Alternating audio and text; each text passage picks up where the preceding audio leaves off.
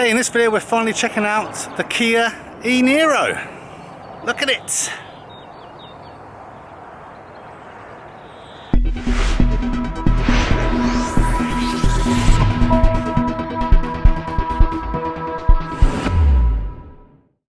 Okay, so this is it. I'm finally in one. This is really a short test drive, so sorry if the camera angle isn't perfect. I've really got about 30-40 minutes in the Kia eNiro. So I'll talk a bit more about some of the kind of fundamental things about that I've learned at the end of the test drive, just to maximise the most of this. So this is really, what is this car about? How does it feel? And all that kind of good stuff. So the car is pretty much near full charge. I'd say like 95% on that, and it's estimating a range of 243 miles, which is pretty damn good. The seats are nice and comfortable, and I'm currently in eco mode, and if I put my foot down it feels quite nice, quite progressive. If we look down here, we have our drive modes, so I can go into eco plus mode, and then to normal, then to sport. So instantly you do feel better throttle response in sport mode. And I'll just kind of slow down a little bit. There's nothing behind me, and I'm on regen level 1 right now. And if I put my foot down, it's got some good pickup. It's up to 60 very quickly. But we'll slow down now as we go into this 30 area. So similar with the other Kia and Hyundai cars that are electric, you have the flappy pedals, not for gear changing, but for change the level of regenerative braking. So there's 3 levels. You've got it on the left hand side, you change up, so level 3 being the most aggressive, level 2, level 1, and then no regenerative braking, so it will literally just coast like we are now. And let's just see if on level 3 if it will come to a complete stop.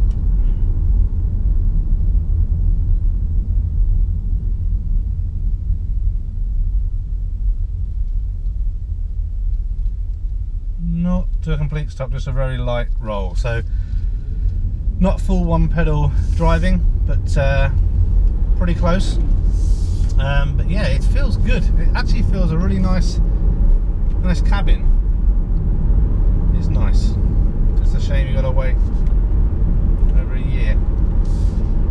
So this is the first edition of the eNiro.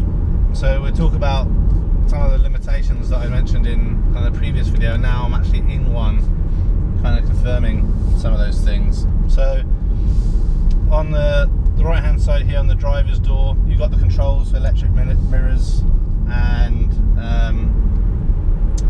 they're also folding mirrors, as well as obviously windows and all that sort of thing. The driver's seat is electronically adjusted, but there is no memory options in this UK Spec car. Normally there'd be around here on the door, and it doesn't have that, as we kind of expected. The car does have a rear cabin light, which we didn't think we were going to have in the UK, but it has got that, if that's important to you. I think it's nice to have, especially if you've got kids in the back and when you're on a trip and they're groping around, let's have, lost a sausage roll down the back of the seat or something. You don't want to be kind of groping around forever. Steering wheel positioning feels really good, and that's got full forward, rake adjustment and height adjustment and all that sort of business, so you can get a really good seating position. So really big fan of that. The car does have that vest kind of. I like it. People don't like it, but to me it sounds like the Starship Enterprise, and that's one reason why I think it's amazing.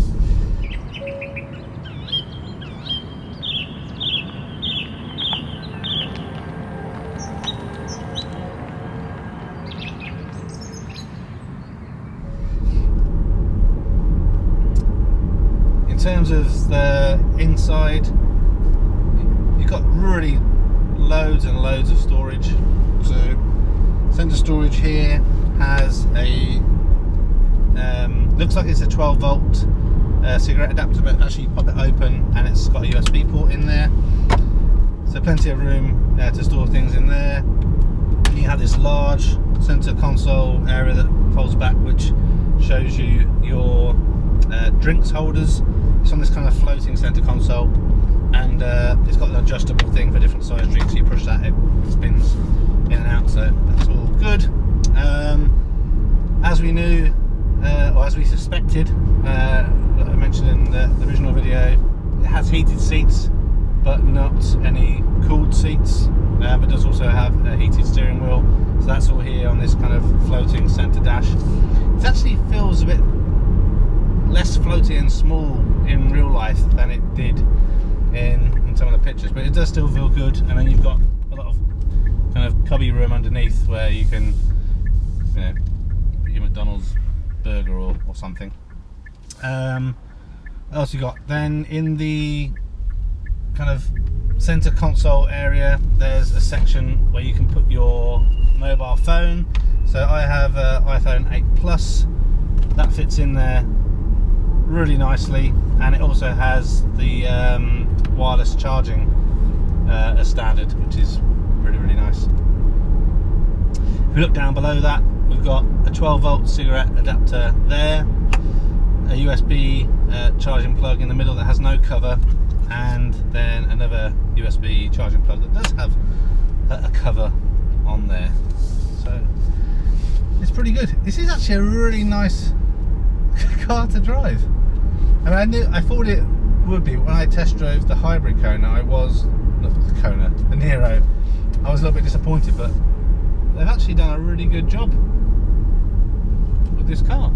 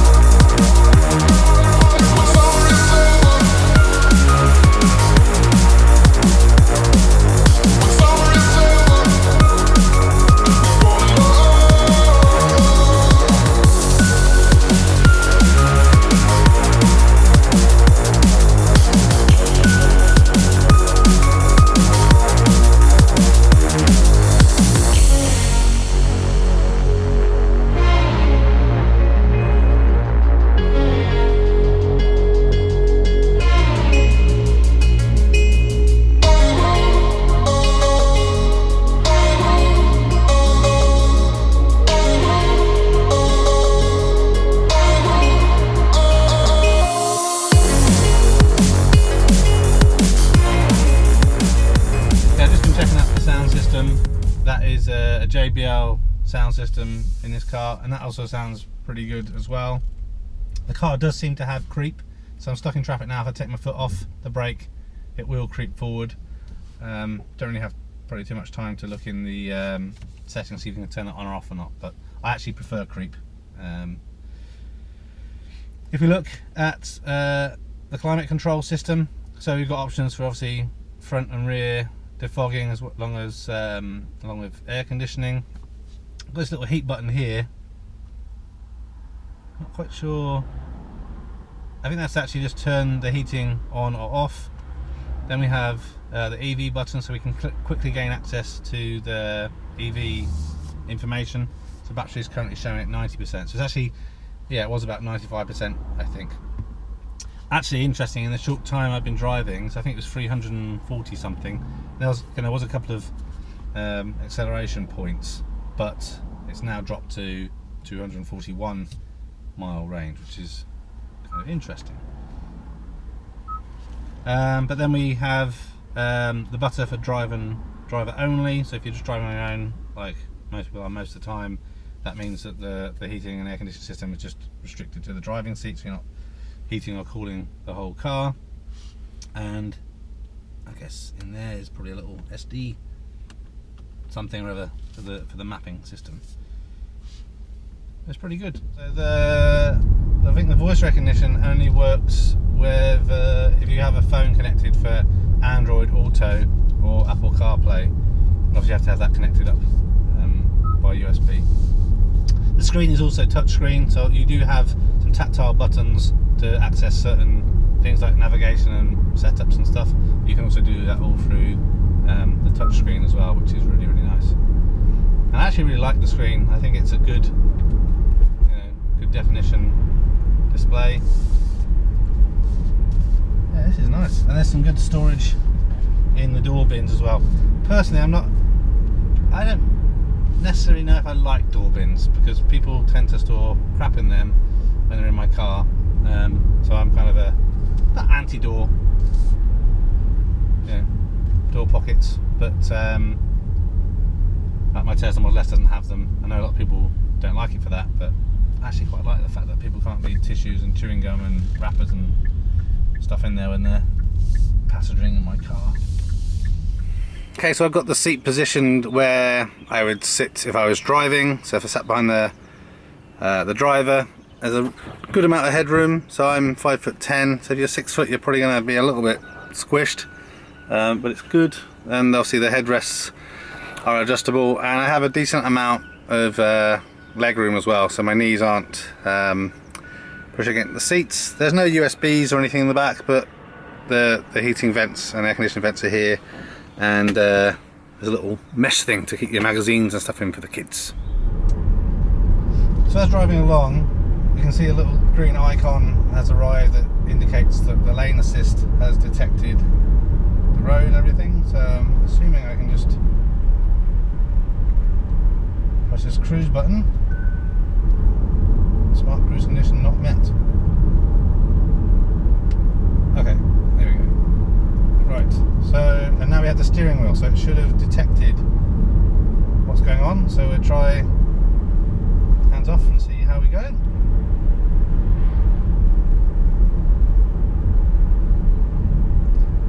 Actually seems to be working really well.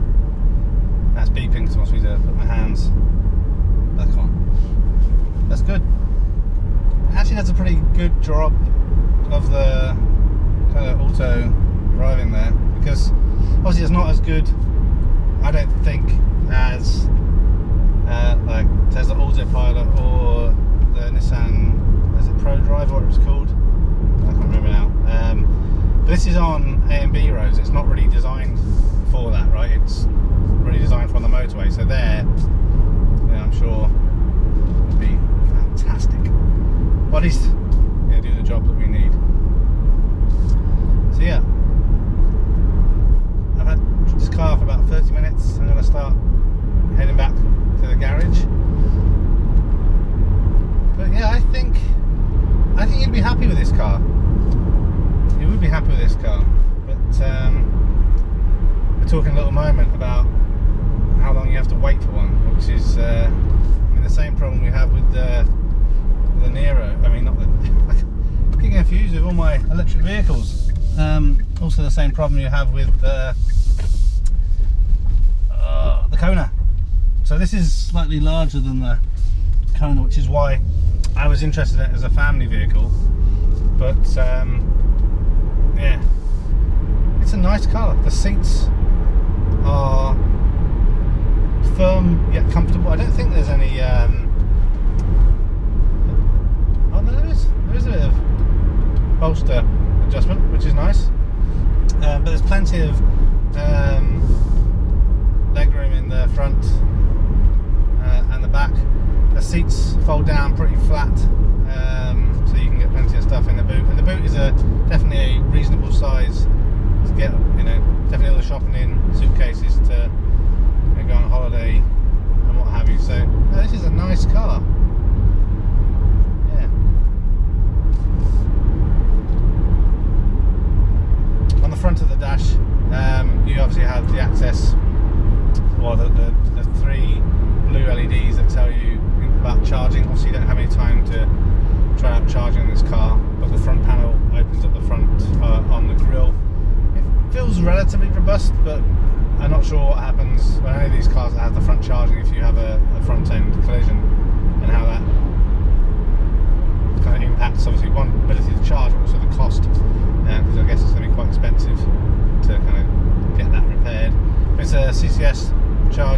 so they're becoming more and more popular in the UK as opposed to CHAdeMO.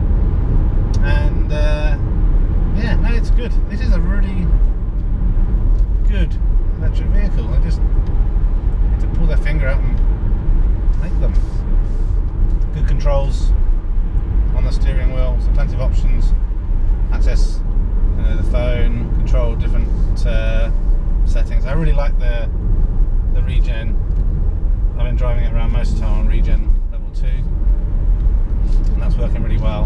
And you can see obviously that then going back into the car on the little driving dash thing. And I actually really like the dash. I know lots of people say they don't like it, but I think it's really clear, really easy to see. Works quite well in sunlight as well. So yeah, I like it. I like the power bar, I like the charge bar. I think it's a well laid out system. I still think it'd be nice to have the option to have black headlining, LED lights, memory seats, and maybe a slightly larger infotainment system. And obviously the ventilated seats would be a nice option to have. I think the frustration that people have with buying any vehicle is not necessarily that you want to have all these things. It's more that you want the option to be able to have them. You don't want someone telling you what you can or can't do. You want to make that decision for yourself. But yeah, one of the things for me when buying a car is obviously, one is how it drives, and this does drive really, really well. It's also, you know, when you look on the drive and you say to yourself, okay, that car just cost me, in this case, it's like 40,000 is the kind of the proper cost, and obviously we get some discount from the government right now. Obviously this video is done in April 2019, so the government discount or the credit is 3,500. So I think it brings the car down to, was it 36,500 or something. I put the proper price in as we are speaking, but I think I'd be happy looking at this car on my drive, thinking I spent that much money, and yeah. And I guess actually for those of you that subscribe to the channel, and you'll know that I was originally planning to buy this car, but then just the long wait period, I decided to get myself a second-hand Tesla. And it's actually quite an important drive for me, because I was worried about two things. Either one, this car wouldn't be very good, and I'd be like, okay, I'm glad I didn't do that, or this car would be so good that I would regret buying the Tesla. And it's weird. The car is really good, but I don't regret buying the Tesla. Obviously, the Tesla is a completely different price bracket, different car to this. So it's not really a comparison, but had this been available and I bought it, I wouldn't be disappointed. So that helps clarify some things, but it's a good car. I don't think there's much else I can say whilst doing the driving experience that's a benefit. Heated seats seem to warm up pretty quickly and work well. Yeah, I just think, what's the mileage supposed to be on this? 285, and that's on that. I think if you drove it really economically and didn't have everything on, then I reckon you get 260 from just my current driving experience. Also, it's 8 degrees centigrade outside right now, so not optimal for the battery. I did hear whilst I was out of the car earlier a fan on or something, so I don't know if it was doing something or what, but yeah, not sure. Okay. So I'm gonna finish driving, and then we'll cut over just a couple of thoughts on the spec and future availability. Okay, so now back from the test drive, just want to follow up with some kind of final commentary before we end the video. So to clarify a few things, the on-the-road price for the Kia e-niro first edition is £36,495. As mentioned earlier, there's currently a UK government incentive here in the UK, which brings that car down to £32,995. So basically, £33,000 as a base spec. I think you have to pay a little bit extra based on colour choice, an extra £500. But that's going to get you a really efficient, long range, kind of mid-size, great for family electric vehicle. So that's, I think, a good thing. Electric vehicles are more expensive still right now than their combustion counterpart. But remember, there's a lot less in terms of maintenance and serving, so hopefully over time, it pays for itself if you're going to keep the car a while. Insurance group is 28.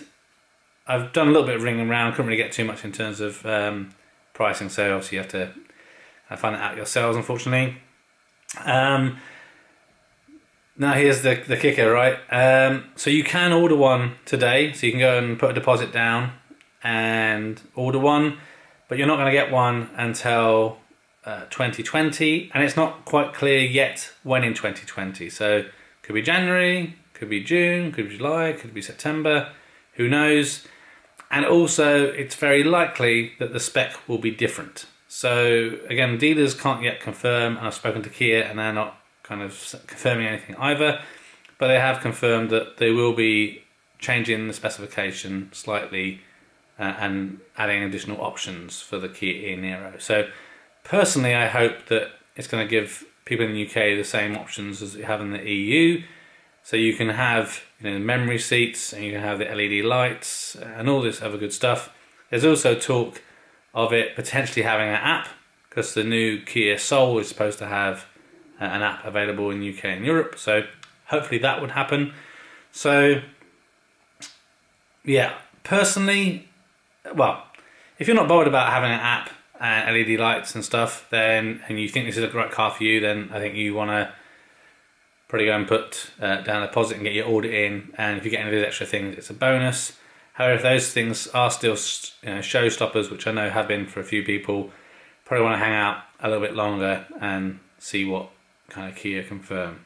But yeah, I was really impressed with the car. It really did drive very well. I had driven one of the hybrid Niros, and this just drove so much better. That good power delivery, and even on the way back, I was driving it in eco mode, and I kind of forgot, and it was actually really more than enough in terms of how responsive it was. And yeah, I think in terms of rear passenger space, it's really good, and in terms of the boot space, it's not a cavernous space, but definitely enough, for usual 4-person family and a bit of creative packing. You definitely get all your luggage in there. So I think it's kind of similar size to like an Audi A3 or a Ford Focus or something like that. But there's more boot space in the eNiro than there is in the petrol or hybrid Niro. So it's a bigger space of car. So I really liked it. It's still a shame that all these manufacturers have got these great cars, but you just can't get hold of them. So it's just disappointing. Some say it's because of battery shortages. Others say because they've got all of the combustion cars to get rid of them, they make more profit and stuff. I'm not going to get involved in that discussion in this video. This is about the Kia eNiro, and I think it is a good electric vehicle. So I hope this video has helped and has some interest. I'm sure there's some things I missed in the video, so please feel free to leave comments down below, and if I have the answers or if I can find them out, I will respond back to you. Cheers. Thanks for watching this video. A thumbs up would be really appreciated. If you're interested in other geek type videos, please consider subscribing to Spectrum Geeks. Why not also follow us on Facebook, Instagram and Twitter. And before you leave, why don't you check out one of these other videos that may be of interest. Thanks again for watching.